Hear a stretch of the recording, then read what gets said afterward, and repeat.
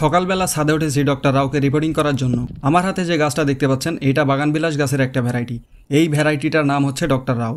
নামটা একটু অন্যরকম, কিন্তু হ্যাঁ এটাই এর নাম। ভাবছেন আমি এত গাছ রিপোর্টিং করছি কেন? কারণ সামনে শীত আসছে আর এই 1 মাসের ভিতরে আমি যত দ্রুত সম্ভব গাছগুলো রিপোর্টিং করে দেব, কারণ সিজনে আমি এর কাছ থেকে একটা ভালো ব্লুমিং আশা করছি। তাই একটু যত্ন তো নিতেই হয়। আমার এই গাছটা সিমেন্টের ব্যাগে ডাবল বোর্ডিং করা ছিল এবং খুবই অল্প মাটিতে। কিছু মাটি বা শিকড় কেটে ছোট করে দেব যাতে নতুন টবে বসাতে সুবিধা হয় এবং নতুন শিকড় যাতে তাড়াতাড়ি গজাতে পারে। তো চলুন একে একটা মাটি টবে দিয়ে দিব যাতে ভালোভাবে বেড়ে উঠতে পারে। এই টবটা ফাঁকাই ছিল এবং মাটি ভরে রাখা ছিল, তাই কিছু মাটি টবের মাঝখান থেকে তুলে নেব।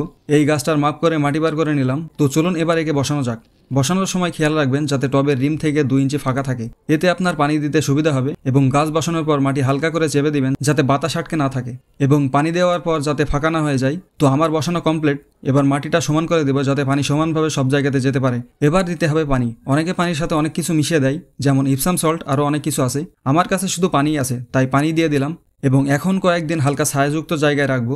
তো দেখা হবে পরের ভিডিওতে। ভিডিওটি ভালো লেগে থাকলে অবশ্যই একটি লাইক দিয়ে যাবেন, আর হ্যাঁ, সাবস্ক্রাইব করতে ভুলবেন না। ধন্যবাদ।